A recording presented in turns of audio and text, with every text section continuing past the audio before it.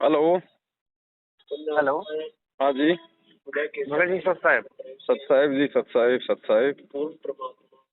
अ, भगत जी अयोध्या से बात कर रहे हैं। जी बोलिए।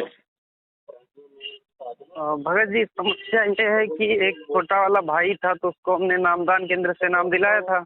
जी। तो उसको भगत जी प्रेत बाधा थी। अच्छा।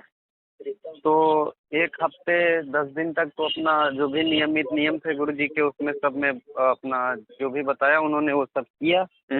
और 10-11 दिन बाद दिमाग से अचानक उतर गया होगा या कोई बात रही होगी तो भूल गया, तो वो तंबाकू का पैकेट किसी को ला करके दे दिया है, नाम खंड कर लिया। तो जो प्रेत था वो फिर से प्रवेश कर गया शरीर के अंदर। जी। तो भगत जी ऐसा कैसे हो रहा है? जैसे क्योंकि परमात्मा का नाम तो अखंड होता है, जैसे एक बार ले लिया तो अब नाम टूट गया तो उसे शुद्धि तो करवा सकते हैं, लेकिन अब शुद्धि करवाने के लिए जाएं भी तो कहाँ जाएं?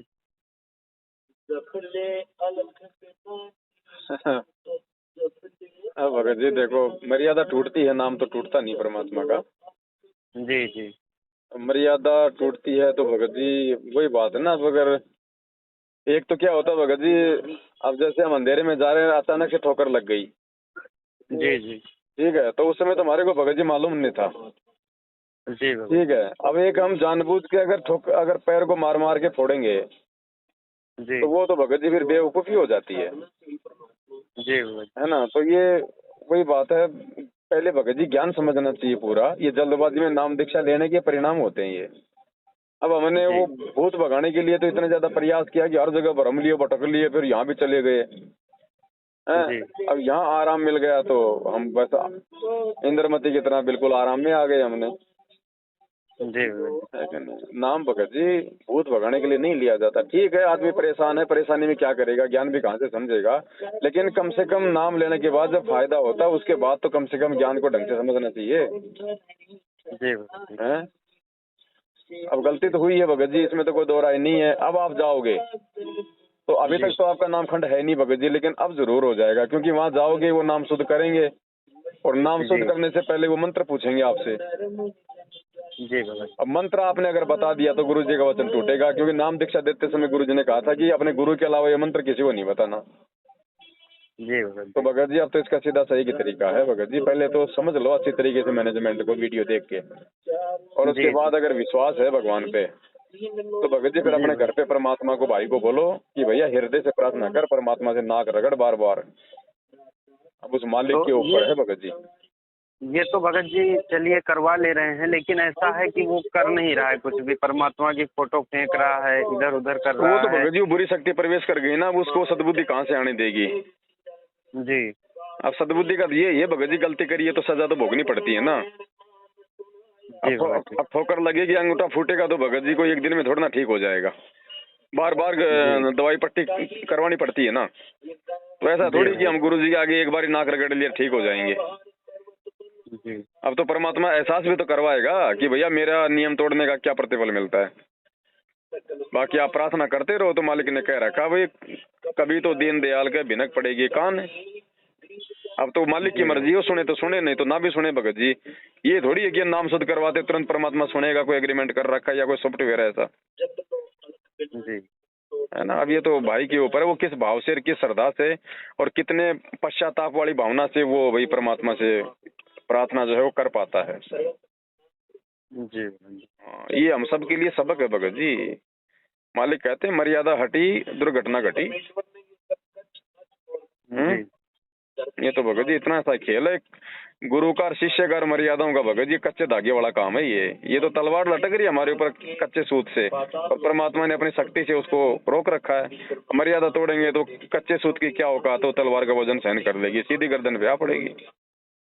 जी भगत तो जी। आप सावधान रहो और उसको खाली ये बता दो कि भैया अब यही तरीका है, गलती तूने करी है भैया, सजा भी तू ही भोगेगा, जी भगत और कोई तरीका नहीं। बाकी आपकी इच्छा भगत जी, मैं तो मना करूंगा नहीं अगर नामदान केंद्र पे जाना चाहते हो तो। बाकी हकीकत मैंने आपको बता दी, आपने नाम लिया, आपको लाभ मिला, क्योंकि परमात्मा चाहता है कि आत्मा भगवान से जुड़ी रहे। क्योंकि आप लोग हर जगह भ्रम लिए, भटक लिए आपका भाई, और यहाँ भी आके अगर परमात्मा उसको लाभ नहीं देता तो भाई का भी भक्ति और भगवान से विश्वास उठता है, और कहीं न कहीं आपके मन में भी दोष आ जाता है कि यार गुरुजी तो समर्थ शक्ति हैं, फिर गुरुजी ने इसको लाभ क्यों नहीं दिया। इसलिए परमात्मा ने एक बार आप लोगों को दृढ़ता देने के लिए अपने समर्थता दिखाई है। अब गलतियां करोगे तो भगवान क्या करेगा भगत जी। अब कोई नौकरी लग जाएगा और गुरुजी कहते हैं वो अगर गलती कर देगा तो क्या वो गवर्नमेंट उसको टर्मिनेट नहीं करेगी। जी बिल्कुल सर। और दोबारा नौकरी पे बहाल होने के लिए उसको कितनी प्रार्थना करनी पड़ती है, कितना उसको विश्वास दिलाना पड़ता है।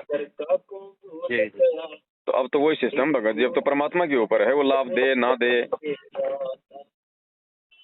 बाकी आप अपना ध्यान रखो, भाई के चक्कर में आप मत हो जाना किधर इधर उधर, है ना, क्योंकि भाई को ज्ञान नहीं है भगत जी। वो खाली भूत भगाने के हिसाब से गया था, उसका भूत भाग गया तो थोड़े दिनों में फिर परमात्मा भी भाग गया और उसको याद कुछ रहा नहीं। सत्संग उसने फिर सुने नहीं, क्योंकि ठीक होते सबसे पहले तो वो आदमी फिर अपने हिसाब में आ जाता ना, नहीं तो ढंग से वो सत्संग सुनता, हर चीज पे विचार विमर्श करता। भाई ये बातें तो उसको बताई गई होंगी उस समय भी, गुरु जी के सत्संग सुने तो कहीं न कहीं तो नियम आ ही जाते हैं कि भाई हमने कोई बीड़ी गुटखा ना पीना, ना कोई लाके देना। उसके बाद भी देखो भगत जी ऐसी बात नहीं होती है, आदमी को मालूम, देखो अगर अनजाने में अगर आपके भाई को उस बात का नहीं पता होता ना तो परमात्मा उस पर दिक्कत नहीं आने देता भगत जी, गारंटेड बात है। मैंने प्रथम नाम लिया और भगत जी मुझे नहीं पता था इस बात का, और मैं एक शादी में गया, वहाँ पे मतलब पहले अच्छे खासे थे, आपस में यार दोस्त थे, तो मैं वो दूल्हे वाली गाड़ी में बैठ गया। रास्ते में उन्होंने बियर का डब्बा ले लिया, पैकेट ले लिया, तो मेरे को बोले लो जी पवन जी बियर। मैंने कहा मैंने तो छोड़ दी, नाम ले लिया। बोले नाम ले लिया तो बोले यार पीछे तो पकड़ा दे। हाँ मुझको पीछे पकड़ा दूंगा, तो मैंने पकड़ के पीछे वाले को पकड़ा दी। लेकिन भगत जी वो मेरी अनजाने की गलती थी, मुझे सच्चाई का नहीं पता था। तो अनजाने की गलती भगवान माफ करता है।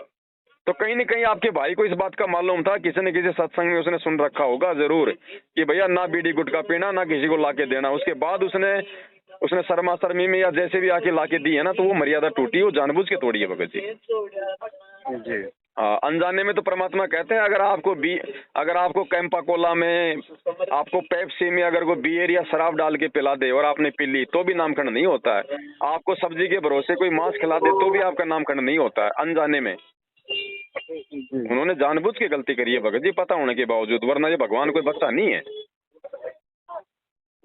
तो अब सजा करिए तो भगत जी भुगतनी पड़ेगी। अब तो उसी हिसाब से देखो परमात्मा कब तक क्या मतलब बहाल करेंगे।